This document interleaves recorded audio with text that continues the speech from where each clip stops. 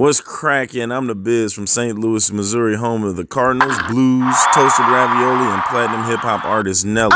But besides that, we also have aquariums here in the Midwest with some awesome fish keepers. Today, I will be touring the fish room of the Missouri Aquarium Society Incorporated Vice President Steve Coxon in a series I like to call SO St. Louis Aquatics. Let's go!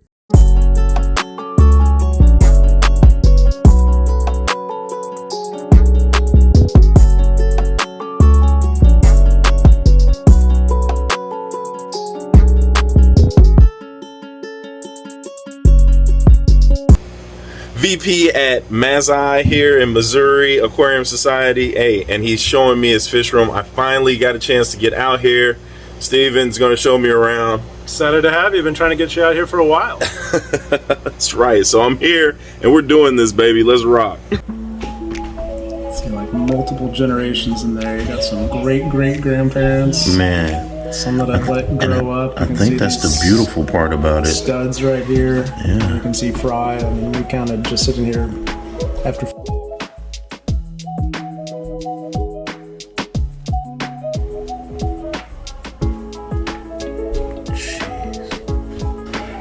In the general, he's still moving real spry for his age. The kids will tell me that they see a dad on, come just drop a little bit of food in the tank, and suddenly no dad. So in their morning, which is now, because and then give all the tanks a dose of baby brine shrimp sometime in the afternoon, and then end the day with frozen foods. So these guys usually get some adult brine shrimp, frozen, thawed, and then I put in a little bit of other baby food in there for the smaller ones to come out and get, so copepods, rotifers. Just a frosted frozen. Okay. So this is a 20-gallon. I've set it for a long time. It's kind of in recovery mode because inject CO2. I didn't realize when I was really busy with work that the CO2 diffuser had gotten all clogged up, and so basically stopped injecting.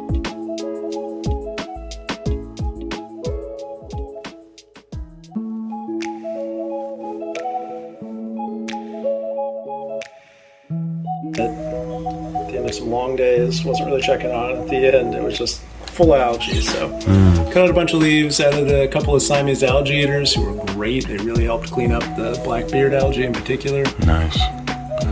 Trimming a lot of leaves, and now it's recovering really well. Still not quite where it was. Heavy growth is slow-growing Java fern, this needle-leaf Java fern, and then a couple of fast-growing plants. This is Mirio. I cannot pronounce the second the species name, but it's gold.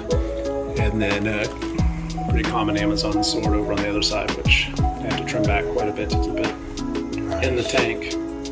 But those plants really take up the nutrients and a lot of the CO2, but I actually recently just had to move. And we're doing this, baby. Let's rock. See what you got here. All right, this is my project table. Okay. The trick is, people always worry about tools falling down. Yes. But the trick is you just never use the tools. Just leave them right up there. Oh, okay. Yeah. And then then you can get projects with glass down here. never use I them. don't actually cut the glass, but I just picked this up, this old 1960s, I don't know. Did you get this from metal frame? Yeah, it was at the last auction. That. Yeah. Trying to figure out a way to jerry rig a modern light on here. Okay. This Chihiras I have, but I don't know, it's a little wobbly. So I don't know what I'm going to do. Maybe Wabikuso scape. Okay. I don't think I'd put shrimp or any fish in here. This little tank has little red riding hood shrimp in it. So if you can get a close up on those guys, but they are white with red heads. I just ran one away. Is it him here? So I think I got these from. And I've heard they had. They have those. Then he's gonna feed us. That was my stocking stuffer to myself. I'm in charge of stocking stuffers with the family. So got myself a Wabikusa ball. Nice. Yep, got an idea for some new plants to put in there. Okay. Is this your salty? This is my Nano Reef. You can try, let me know when you see too much glare on there, because I can turn off some lights behind it, not too hard. Okay, I think we're good. Let me get to the side though. This guy, I wish, they're really shy when you get close, but this is a 6-gallon JBJ Nano Cube. Love it. I was really lucky. I won this at Aquashella 2022 in Dallas. Nice. And just have a few very easy corals in there. Got one little candy cane on the bottom, it's looking pretty sad. It was actually a freebie from the store. It's not looking good. I'm like, maybe it'll recover in my nice gentle tank. And it's a 3-gallon tide line. And I normally don't go for more expensive tanks. But I really like the look of these, and so I set this one up to do a carpet and some Cardinia shrimp in it. I actually have an article coming out on this in the Darter next month. But so this has tangerine, cilia, and a little bit of hair grass in the back. And the stone is sodalite. A lot of people assume it's going to be Ceru stone, but it's much more blue and it's aquarium safe. Nice. So I've had it with shrimp now. These shrimp are newer. I had some Neocardinia in there for a while, but decided to go with the Cardinia. But this is safe for both of them. So if you breed Betta Splendens, you gotta be ready. I had over 300 fry. This is only one tank of them. I've sold 120 friends and MASI members and local pet store.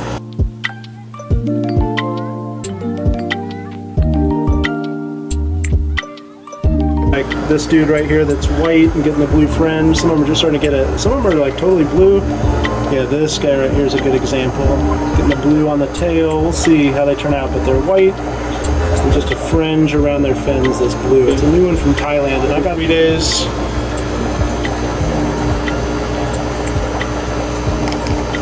So they're about 4 months old now. Nice. Got a little bit of growing to do to be full size. Oh, here's a perfect blue rim. Look at that one. That's a keeper right there.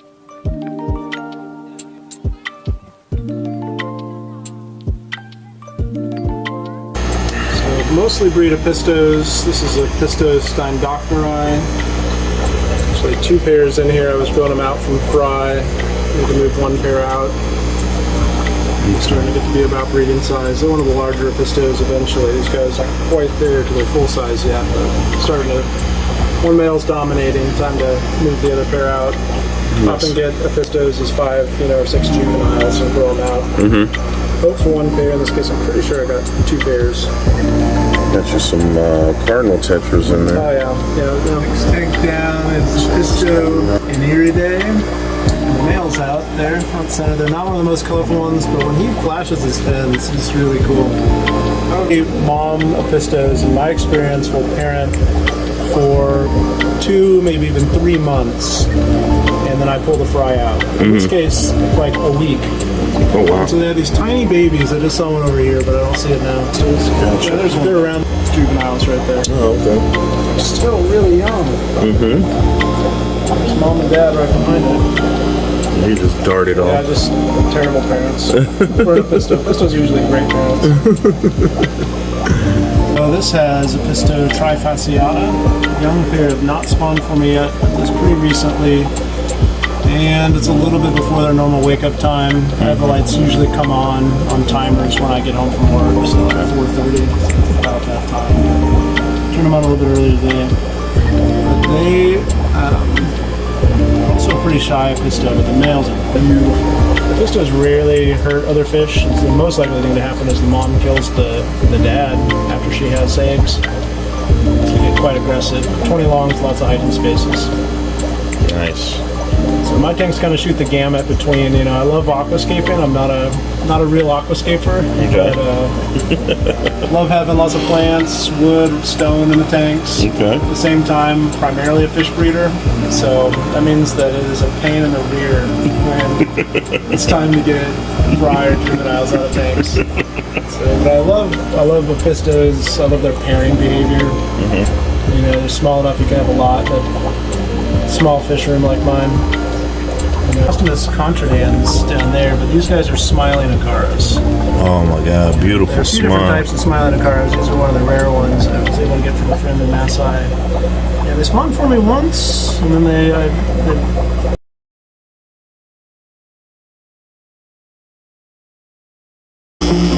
got baby rabbitfish is my only hope on don't put macroalgae straight in your tank. Yes, it solved all my reef tank problems, but it created a new one. And the roots are still in there. I mean, I need to pull it out again, but you can't get rid of it. So my one hope is finding a tiny baby rabbitfish, because this is a 20-gallon reef tank.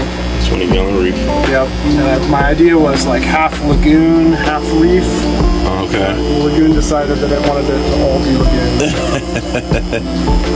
I need to hand pull out it again, which I've done so many times, and some people have said maybe a rabbitfish will eat this stuff. Okay.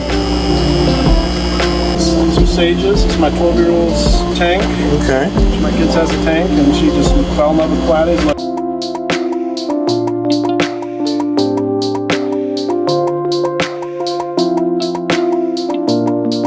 Starting your first tropical aquarium, pick out fish that they like. So most of the pictures of like classic, easy fish. And come into a few Apistogrammas over time too that she really loves. Yeah.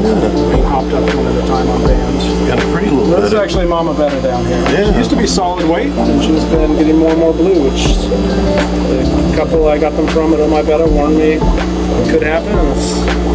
By golly, it like her. It's over another tank. All of the rainbows in there came on plants. They were just eggs. Oh wow. Yeah, they tricked me. They were in a tank with some wild type bettas, and I was so excited because I thought the wild type bettas had spawned. But as the days went on, it became really obvious that they were not rainbows. Some serpents. Got some chili raspberries. Chili raspberries. Yeah. But they're all fine. Oblivion Ramdas, chill. Angel.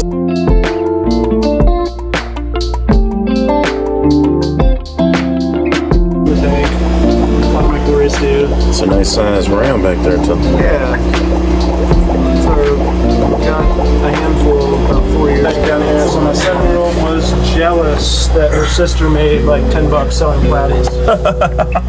So my 7-year-old had a bunch of different random bright tetras, real boisterous, really fit her personality. When she picked them out when she was like 4. She definitely has personality. And so just recently she got jealous of her sister. She decided she wanted to go with guppies. So we rehomed some of the tetras and moved them around the fish room.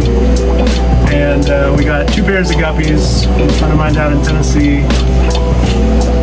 And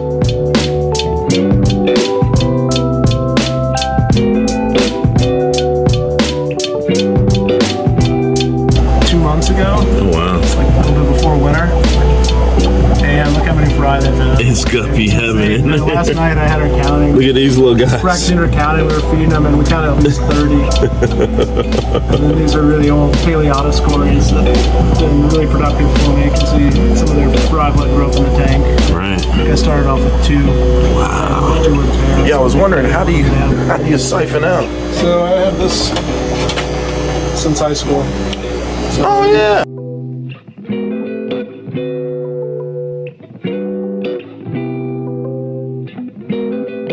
I've Okay. been keeping fish since I was, my parents got me a tank when I was like 5 or 6. Okay. I fell in love with a koi pond.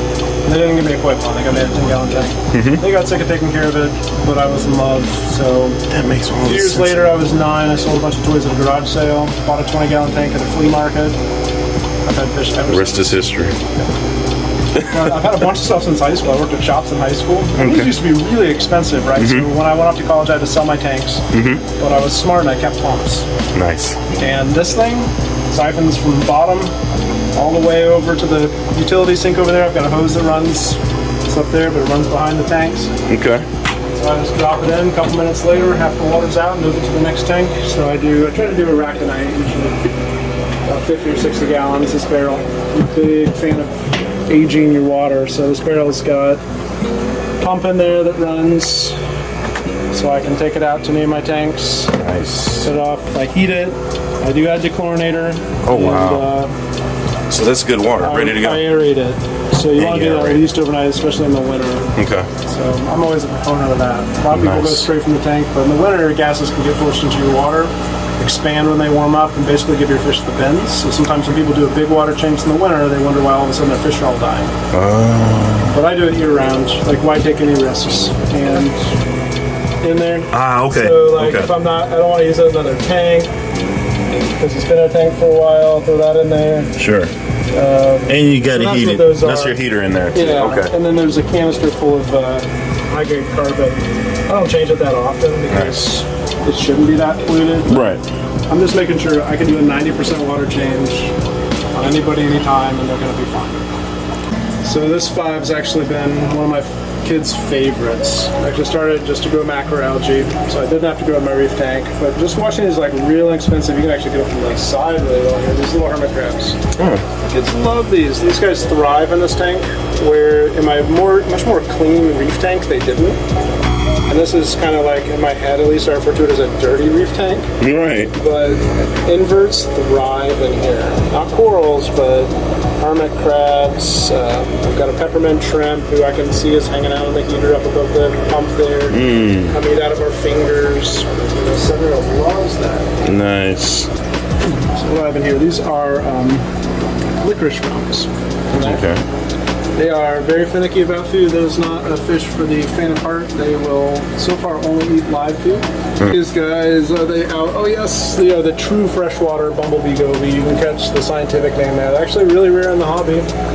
Surprised to find them. Nice. Most gobies sold as freshwater gobies are not true freshwater gobies, and they will not thrive in 100% freshwater over time. But these guys, That's all good. these guys, Cares fish, they'll probably be extinct in the next few years in Madagascar due to palm oil plantations. Oh, wow. And other reasons that Madagascar is becoming deforested. So they were productive for me. I need to actually separate these two. I needed for a time to put these guys with my Sclear Mystax barbatus. They both like cold water. So this tank's just unheated. They're both super happy together, but I assume that they're eating each other's fry. Because separate, they both produce, and together, no production. So they're going to come apart soon, but I need another cold water tank available. This is one of my favorites, and I kind of wish for your viewers. There we go. That's right. There we go. So this Madagascar Achille again is a Cares fish, and then the barbatus.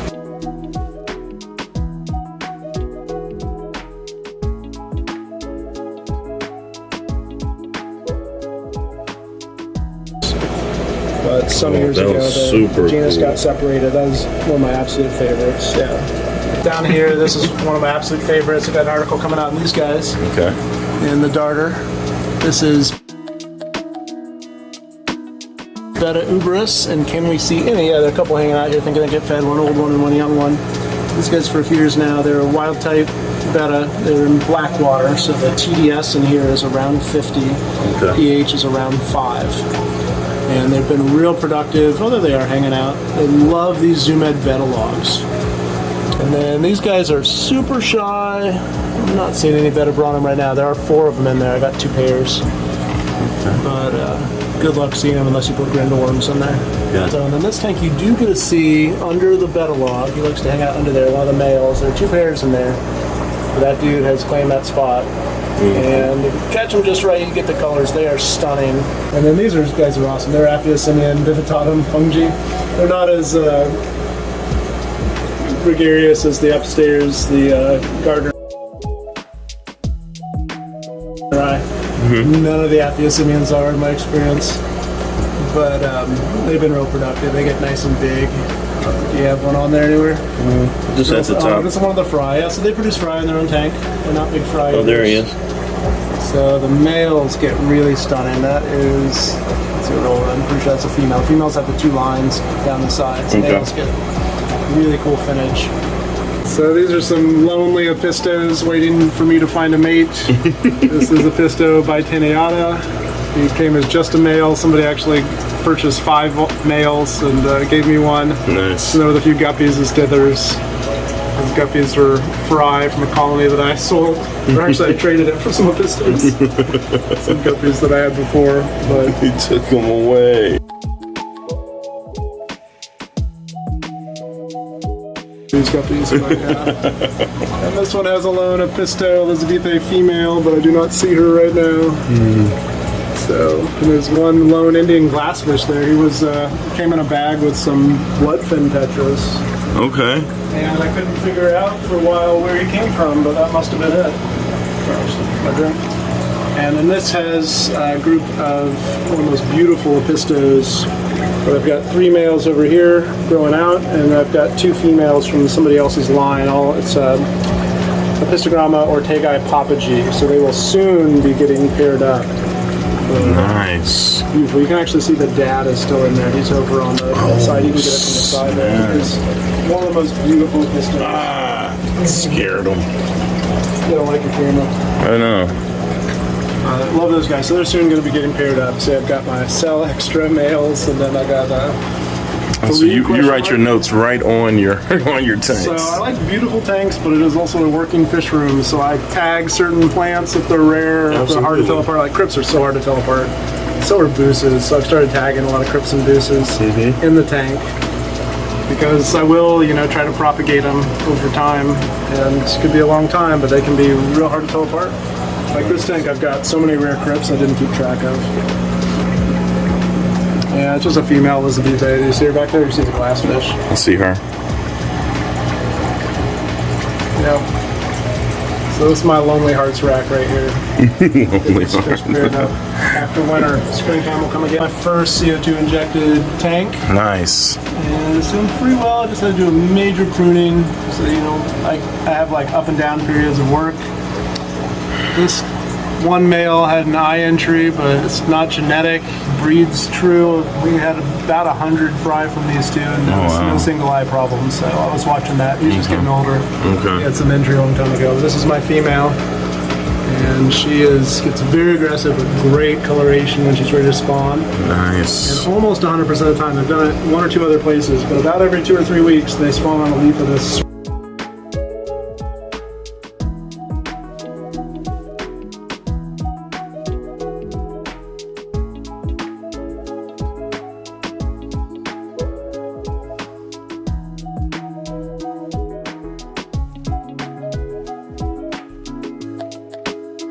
Another CARES program to keep species alive that will likely go extinct in the wild. Okay. So these guys are from Panama. Same basic thing, likely to go extinct in the wild because of deforestation. Okay. So it's up to us hobbyists to keep the species alive. Love these guys. They're referred to as yellow convicts. They were super skittish, and somebody recommended I put a few platies in to calm them down, and it worked. The problem was, even though I put in all girls, the platies were already pregnant.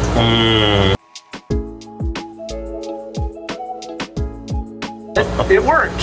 These fish are not skittish. They would not be out right now, just because you and me were in the room. Wow. And now they're out all the time. They show lovey-dovey behavior. The female's got the spot on her back. This is the male. Okay. They clear out big spaces. I think they are spawning. I think that they're eating the eggs. So the irony is they don't eat platy fry, but they do eat their own eggs. So come on, guys. We're trying to help keep you alive. You guys need to spawn for me. Yeah, man. This is the male, and you probably, I don't know if you can get them on camera, but the female is on eggs back there on top of the wood, and that's why the male is over here, because she booted him out. Should have booted him out of happy home. Well, you will co-parent, so they had one batch of fry, and then they ate them. And you'd think the Discus ate them, but no, it was the parents. But, so I'm going to pull this batch out. But they did have them for a couple days, so once they have them, I'm going to siphon out as many as I'm able to get. Look how dark she gets. Yeah, she's got awesome colors. He did have awesome colors, and then she kicked him out of the nest. Kicked him out of a happy home. Yep. Look, she's going to go get him now. She probably will. Yeah. She's stalking them. These were regionally bred, if not locally. So are the Discus. So these guys are actually happy in full St. Louis County tap water. Nice. They were raised in St. Louis County tap water, but to help them spawn, I did a water change with half RO. Okay. Now, have they spawned for you? The Discus lay eggs all the time, and then they eat them. Oh. Like, almost immediately. Drives me nuts. I really want the Discus to raise their own fry. You can artificially raise them, but the fry are supposed to eat the mucus off their parents' skin. Right. And I really want that to happen. Eventually I'll pull eggs if I need to. But these guys they're like family pets. Those are fancy red tiger shrimp. And it actually does matter. I didn't think it did at first. So they are a cross between tigers, and sorry, I know the glare gets bad. It's all good. On both sides here. Yeah, that's not bad. But I'd say, you know what? Let me drop some food in here, and we should come back in like a minute, because You will not believe how many shrimp are in this tank. Been working on this colony for a while. Right, So they're a cross between tiger shrimp and crystal red. Dude right here. Oh, nice. Is the female, but they're Betta and Tuda. They need to move. Once I get rid of the buffalo heads, they're moving to a 20. Okay. This is a 10, but hang out together. I just unplugged the heater. It's keeping it a little bit warm, and guy in the club who's spawned a lot of wild type bettas, even though they like it on the warmer range, they're more likely to spawn on the lower end of their safe range. So I've got them down to 72 to 82, and I had it around to 80. And last time I did that to another species of wild type, unplugged the heater. The temperature's not dropping like crazy cold, like it's warm in the basement, in the fish room. But it'll drop. It's right now at 74. That's probably where it's going to drop to. Okay. This dude right here is probably going to hide when he sees your camera. It's back fast. That's the Betta. There he goes. Male. Female's out of there. But he's got fry in the tank right now. You want to get the female out of there. It's the male that does the initial parenting. I'll probably move him out too. We're probably not going to find any fry. I squirt microworms. They seem to be hanging down out in the moss. Okay. Kind of almost dead moss because it gets almost no light. Right. People think a Java moss is growing anywhere, but you can see like shop light grows great. No light dies back. That's green. And that's not so green. Yep. And that's light. And that's not so Shop light, right? That's not a lot of light. It's a single shop light from Lowe's. It just happened to stop here and not go 4 feet anymore. long. Believe it or not, I've sold 100. I've got it marked. I keep upping it. Sold 150 fish out of this tank. Jesus. Young, right? They're not pet store ready yet. Right. So if I get a handful of those, put them in the tank, they should grow all together really well? Yeah, as long as you keep them together. Second, you put those males apart. Now, there's no guarantee you might have to pull males out of them. Yeah. But they've got a ways to go. How would I do them for the kids? Just give each kid one type deal? Yeah. Okay. And I mean, they can go with their placket bettas, so nippy fish are less likely to bother them. They're the short fin bettas. Gotcha. For the Tia. These are my Congo tetras. I bought a dozen of them. I only got one male. Yeah. Jesus. That was just fine. I mean, the males fight. And the males do have all the color in them. That's Yeah. the edge. Yeah. But I guess my bush fish aren't going to come out now. Well, hold on. What's this right here? Was he peeking out? Oh yeah. Is that him? There he is. It's like exaggerated, maybe a little bit. I got both of those guys as babies. Well, once he comes off this leaf, no, he does look pretty big. Yeah, there are a couple more of my water puppies.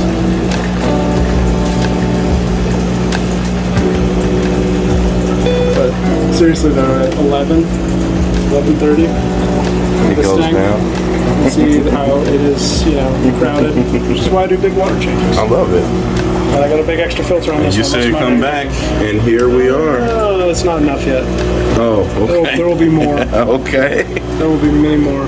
All right. It's dropped in that Shrimp King Complete. Okay. I love that stuff. And you can see, one of my favorite things is to see the tiny little ones in there. Yeah. Knowing that you're getting new ones. These are real easy though. The one thing is you have to remineralize RO water. Okay. They won't reproduce otherwise. But we can wake some of them up. There's a big school upside down cats. There Always they been go. one of my favorite. They were too small to go into the bigger Congo tank. There they go. I just, most of those fish aren't typically bred in the aquarium. They're very hard to get to spawn apparently. But I just love Congo fish. And we got my extra Nano Tia female. It bounced around a little bit, but she actually has been doing really well in here. She doesn't care about these cats at all.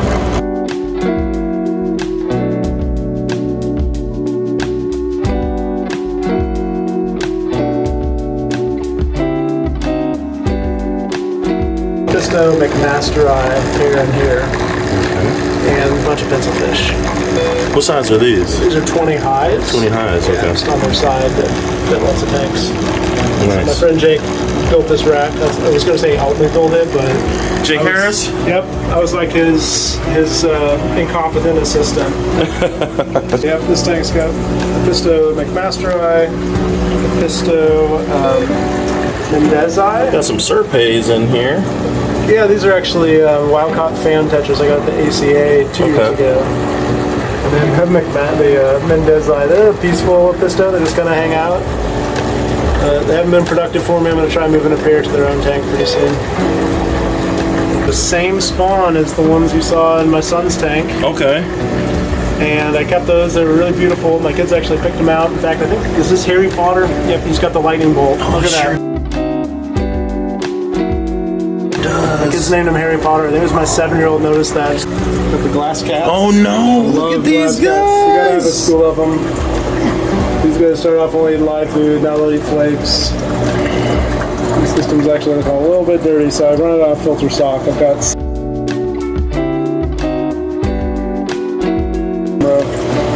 And I switched filter socks because the felt one clogs up too fast. But I love those, and there are also some red sail fin quarries in there.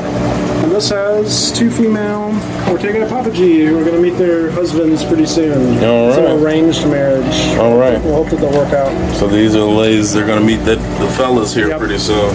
Yep, I bred these guys, and then was able to get some more females so that I can, from the same region, but so I can keep the bloodlines good, because that's what I want to keep running for a long time. A lot of times I spawn them once and move them on, but in this case, one of my favorite Apistos ever. Can there be a match sight unseen? Love is blind.